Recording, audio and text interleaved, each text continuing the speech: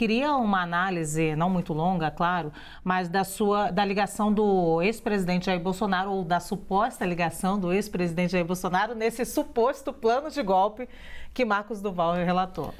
Então, eu penso que é preciso ficar claro que não é todo bolsonarista que é próximo ao presidente, ex-presidente Bolsonaro. Eu, por exemplo, conheço vários petistas, vários lulistas, que nunca tiveram nenhuma proximidade com o presidente Lula. Então, não é todo bolsonarista, eventualmente até mesmo eleito, que seja próximo, tá? No caso do senador Marcos Duval, até onde eu sei, não existia uma intimidade, uma proximidade entre ele e o presidente. Inclusive, as mensagens que começam a ser publicadas, elas comprovam isso, né? E eu tive a oportunidade de ouvir essa situação do próprio senador. O próprio senador disse que durante os 4 anos procurou não manter proximidade com o presidente para ter independência, para não parecer que estava ali constrangendo o presidente de nenhuma forma. E agora as mensagens que começam a ser publicadas, mensagens decorrentes das interceptações judicialmente determinadas, as quebras de sigilo, comprovam isso. Então, eu penso que esse esclarecimento precisa ser feito, porque nós ouvimos muito, não, ele abandona os seus amigos, ou ele... Não havia essa relação, é diferente de outros quadros, né, que inclusive pessoas que integraram o ministério do ex-presidente, como o saudoso falecido ministro Bibiano. Então, são situações muito diferentes. O senador Marcos Duval, ele tem uma característica que eu não posso dizer que seja da personalidade dele ou do momento que ele vem vivenciando, que é uma característica de querer agradar, né, os seus seguidores, o seu público. Em vários momentos ele fez lives, inclusive, mostrando medicamentos de tarja preta que ele estava tomando. Com isso, eu não estou aqui dizendo que o senador seja uma pessoa doente ou uma pessoa incapaz, não é isso. Mas ele passou, pelo menos nesse último período aí, por uma fragilidade muito grande. E ele tem essa necessidade de falar dessa sua condição de agente da área da inteligência, da segurança. Ele volta muito, né, a um período, não sabemos dizer se houve um vínculo profissional ou um treinamento que ele fez ou teria feito nas forças de segurança americanas, que ele reporta como sendo a SWAT. Então, inclusive, nessas mensagens que começam a vir à tona, né, o senador escreve para interlocutores ali que ele tem que passar informações, mas nunca se encontram essas mensagens. Por que eu estou dizendo isso? Que é necessário colocar as falas do senador em perspectiva, né? Ele efetivamente alterou muito as versões. Recentemente, ele pediu um afastamento. É bem verdade que ele teve um laudo do psiquiatra do Senado antes desse afastamento, dizendo que ele estava rígido mentalmente, mas mais recentemente ele pediu esse afastamento. Então, toda essa situação, né, precisa ser colocada em perspectiva, porque o presidente, o ex-presidente deve ser ouvido? Entendo que sim, seja no procedimento, já vista que foi citado várias vezes pelo próprio senador, essa reunião é mencionada, em certa medida não é negada, então ele ser ouvido não vejo com maus olhos. É provável que seja ouvido também na CPMI, já houve um requerimento nesse sentido. Agora, é importante ter em mente esse contexto, né? Primeiro, para que não se façam ilações, para que não sejam feitos pré-julgamentos, né? Eu acho que a prova mais contundente, ou o indício mais contundente de que o presidente não está ligado a nenhum golpe, é o fato dele ter abandonado o mandato antes do término. E mesmo os ataques do 8 de janeiro, vamos imaginar que o presidente Lula tivesse escolhido um outro caminho, no lugar de uma intervenção ali civil, ter pedido uma garantia da lei e da ordem. Quem é o chefe? Quem era o chefe das Forças Armadas naquele momento? Lula.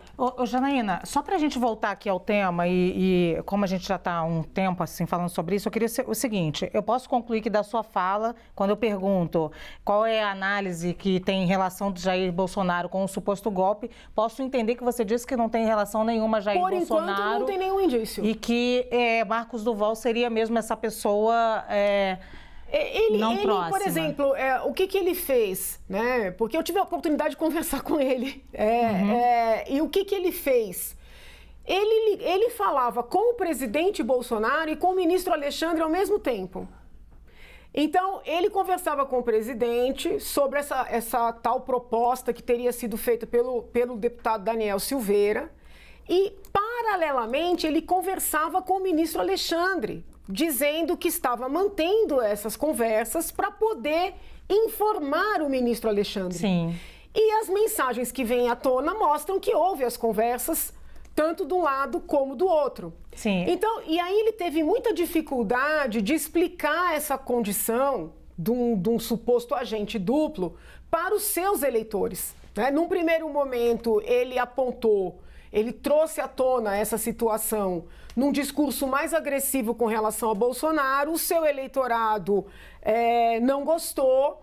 E aí ele mudou o tom, disse que, na verdade, ele estava fazendo aquilo para ajudar o presidente, né? E foi aí que ele se colocou, né, numa situação de uma aparente armação contra o ministro. Mas ele contou para o ministro na época. Por isso é que eu fico, às vezes, em dúvida sobre essa fragilidade emocional, psicológica, né?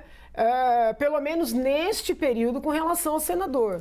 A Janaína coloca aqui, Alessandro, uma versão que até a nossa apuração, nosso repórter disse, né? Nossos repórteres apuraram que a defesa de Jair Bolsonaro pretende explorar exatamente o que ou muito parecido com o que Janaína está tratando aqui, que Marcos Duval teria, vamos dizer em linguagem popular, viajado, né, fez algo, mudou versões, que não é uma pessoa confiável, não tem prova nenhuma de envolvimento de Jair Bolsonaro, e que é isso, e que nele nem... A Janaína traz algo mais aqui. Ele nem... Eu usei o aliado, você usou amigo. Eu usei aliados. Mas você é que usou a palavra não amigo. Tinha proximidade. Por exemplo, a Carla Zambelli é uma deputada próxima do presidente. Ô, Janaína, que está abandonada, né? A gente pode entrar no mérito se merece e se não merece. Okay. Mas existe uma intimidade, uma frequência, uma proximidade. O senador, não. Entendeu? Ele pode até ser bolsonarista, ser apoiador, votar as pautas, mas não tem uma... Entendeu? Entendi perfeitamente a opinião da Janaína. Então, nesse sentido, a gente diria que Jair Bolsonaro não está abandonando um aliado, como nós discutimos ali no primeiro bloco, não seria isso. Marcos Duval não seria tão próximo dele assim, estaria agora lidando com a sua própria vida. E terceira opção, por que Jair Bolsonaro não deixa tão claro que não era próximo logo no início, então? Olha, eu diria até que é pouco importante se ele era próximo ou não, nesse caso, tá? Porque o que eu acho importante nesse exato momento é imaginar o seguinte, primeira pergunta, nós teríamos um golpe de Estado no Brasil se nada fosse feito pelo Tribunal Superior Eleitoral, se não houvesse um inquérito tocado pelo ministro Alexandre de Moraes, se não houvesse uma tentativa de barrar fake news e ataque às urnas eletrônicas? Ou seja, eles teriam parado? Essa é uma pergunta fundamental, né? E o que eu diria aqui como uma resposta que me parece mais plausível é que eles não deram um golpe, ou seja, não tentaram um golpe efetivamente no sentido de conseguir o golpe, porque eles não tiveram todas as condições necessárias. E é isso que... por que a gente está aqui o tempo inteiro, em todos os encontros que a gente vem aqui, a gente está catando, é como se a gente estivesse andando numa praia, pegando conchinhas, né? Conchinhas de golpes, vamos dizer assim. Por que a gente fica aqui pegando dessa forma? Porque não deu para dar o golpe. Ou seja, nós estamos encontrando o quê? Rastros de debates, de discussões, de minutas, de tentativas, de estratégias gerais, mas que não deu certo. Diálogos que, com certeza, aliás, se eu não me engano, saiu uma matéria no New York Times, indicando, inclusive, que chegou a se consultar militares dos Estados Unidos se eles dariam validade a uma possível intervenção. E eles não deram aval. Isso saiu no New York Times, aliás, eu não me lembro se eu sempre confundo Financial Times com New York Times, não importa. O que interessa é que esse diálogo saiu no exterior, dizendo que o governo brasileiro, que o governo do Bolsonaro teria, membros do governo teriam consultado se eles veriam com bons olhos qualquer tipo de intervenção. Aliás, vale dizer, aquela reunião entre os embaixadores com o presidente Bolsonaro, quando os embaixadores saem daquela reunião, alguns desses embaixadores ao relatarem a reunião para os seus países, sabe o que eles disseram? Eles simplesmente disseram, olha, a gente acha que ele é capaz de dar um golpe mesmo. Ou seja, nós estamos perseguindo o Bolsonaro? Como é que eles, que são estrangeiros, chegaram à conclusão, olha, eu acho que ele quer mesmo dar um golpe, ele topa dar um golpe. Ou seja, o golpe não aconteceu porque não houve condições totais para se fechar um cerco, para se prender o ministro Alexandre de Moraes, não se conseguiu gravar como a deputada, pelo menos o indício que há é que a deputada Carla Zambelli teria contratado um hacker para tentar grampear o ministro Alexandre de Moraes, para tentar conseguir, olha só, suspeitas com relação à urna eletrônica. Uma deputada que tentou, e se isso se confirmar é muito grave, que teria em tese tentado contratar um hacker para invadir um órgão público, para invadir as urnas eletrônicas. Olha só o objetivo do sujeito, para provar que a urna não era confiável, para provar depois que as eleições não eram confiáveis, para provar que a eleição do presidente Lula não era legítima. Era essa, não só, eu sempre falo narrativa e discurso, era essa narrativa e discurso, mas que levavam a fatos inquestionáveis, que eles queriam não reconhecer o processo eleitoral, caso de vitória do Lula. Que eles não gostariam, né? A gente voltou aqui, eu me lembro, pré-ditadura, né? Pré-golpe militar de 64, quando se dizia, olha, se não pode ganhar a eleição, se ganhar, não pode tomar posse. Se tomar posse, a gente tem que derrubar. Era basicamente essa ideia que eles tinham. Por isso que isso começa lá atrás, começa no período pré-eleitoral, pré-campanha, nós temos aí a reunião com os embaixadores, e vai em ato contínuo até a derrota. Com a derrota, continua um conjunto de reuniões. Então, quando a gente olha o Duval, o que ele está fazendo, o que ele disse, o que me interessa não é se ele estava unido ou não ao Bolsonaro. O que me interessa, em primeiro lugar, ele é o senador da República. E como senador da República, ele deveria ter o seu mandato cassado, só pelo que fez. Mas o que ele fez? O que ele fez? Veja só, olha só, se Porque, for, assim, se ele se for verdade... contra... Janaína, só um momentinho para a gente... Mas olha só, se for verdade o que ele disse, já merece cassação do mandato. Se for mentira, é de um absurdo completo e fora de contexto. E veja, ele coloca práticas de crime, em tese. Ele coloca ali que houve negociações com o ministro do Supremo Tribunal Federal. E depois ele recua. Aliás, ele vai no inquérito e dá 2 ou 3 versões diferentes. Veja, isso é um nível... E eu estou falando de cassação de mandato, eu estou falando de uma responsabilidade na esfera política. Eu não estou falando aqui nem de penal, nem de eleitoral, nem de inelegibilidade e nem de civil. Eu estou falando de uma responsabilidade perante os seus pares, perante o parlamento. Ele é um congressista. Existe uma coisa que desde 88 parece que nunca se respeitou, é a questão do decoro parlamentar e da liberdade de expressão parlamentar. Está na hora da gente dar um basta. Eu já falei e falo 30 mil vezes aqui, né? Precisa colocar uma linha e dizer, tem certas coisas que não se faz, tem certas coisas que não se fala. Esse sujeito falou e disse um monte de coisa. Ou vai provar isso e ainda assim ele tem envolvimento, seria o provar, e se é mentira, é de um absurdo completo. Então, esse cara deveria ser cassado. Eu acho que o mais importante do que simplesmente... Eu acho que o Bolsonaro tem vários problemas. Ele tem processo eleitoral no Tribunal Superior Eleitoral não falta para ele ficar inelegível em outras ações. Processos penais também não me parece que faltam. Tem aí a ação o inquérito das joias, tem aí inquérito de vacinação, de alteração e adulteração de carteira de vacinação. Não vai faltar questões penais e civis também para o Bolsonaro. Mas o importante é Daniel Silveira, Carla Zambelli, Duval e um conjunto de outros parlamentares, incluindo inclusive os próprios filhos do presidente, que dizem absurdos, como se fosse a coisa mais normal do mundo. Já falei, eles querem normalizar o absurdo. Muito bem, olha só, só para a gente seguir, porque tem outro tema que é correlato, é desse, então eu vou dar 30 segundinhos para cada um, porque na rodada anterior nós ficamos aqui com divergências, isso aqui é o grande debate por isso. Se o processo que está agora seguindo Jair Bolsonaro, ou os processos, ouvir as oitivas na Polícia Federal, a ampla defesa, se tudo isso está sendo garantido ou não em relação a Jair Bolsonaro. Mas aí peço para ser 30 segundinhos. No que concerne a parte penal, esses depoimentos que ele vem prestando na polícia, eu vejo que o encaminhamento esteja normal, tá? Poder-se perguntar, são necessários tantos depoimentos, não seria possível unir, mas as autoridades decidiram separar as apurações e fazer oitivas mais direcionadas. Não vejo nada de anormal nisso. Agora, no âmbito eleitoral, né, a condenação à inelegibilidade me pareceu desproporcional, tá? Conforme 2 ministros, inclusive, apontaram durante o próprio julgamento. Então, sob o ponto de vista da justiça eleitoral, eu não vejo uma razoabilidade nem uma conformidade com os antecedentes, tá? Não vejo. Agora, na parte penal, por hora, os trâmites estão sendo seguidos normalmente. Certo, muito bem. Alessandro.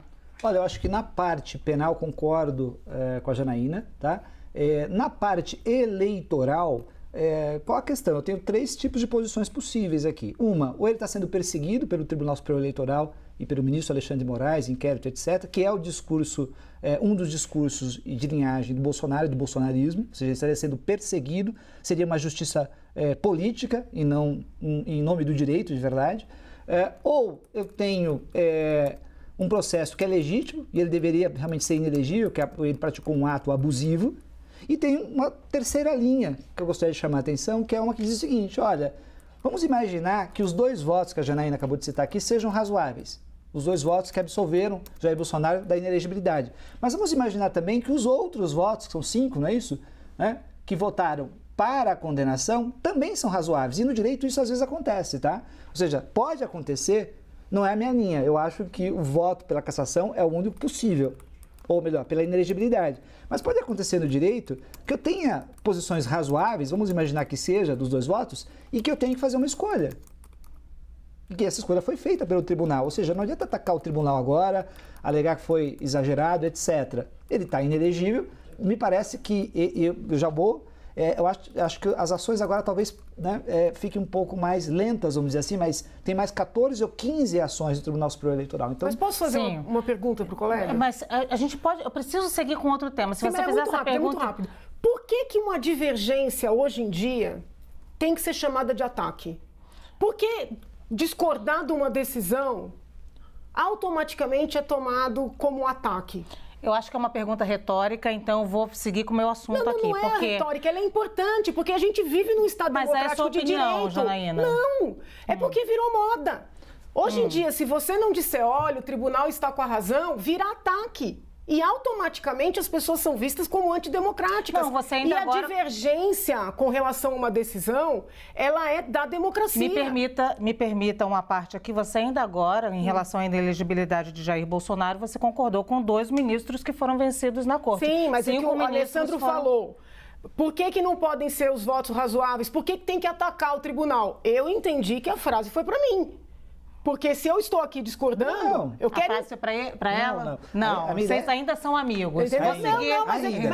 Mas eu penso que é importante, porque hoje em dia todo mundo tem que concordar com o inquérito das fake news. Todo mundo tem que concordar com o inquérito dos atos antidemocráticos. Todo mundo tem que concordar com a cassação do Deltan. Se não é ataque, divergência é da democracia. Janaína, você está no grande debate. O que mais tem aqui é divergência. Então aqui não vai colar esse discurso, porque a gente diverge o tempo inteiro. Mas é que ele acabou de falar, eu não vou te dar. Eu não estou brigando com ele, mas eu acho que esse esclarecimento é importante, porque isso tomou a imprensa, entendeu? Eu entendi. E nós não podemos mais divergir. Se vocês quiserem continuar nesse assunto, que eu acho que não vale, eu não consigo fazer o próximo assunto, mas eu queria pelo menos fazer uma perguntinha. Tá. E vocês ainda são amigos, tá? Depois vocês apertam as mãos. Sempre.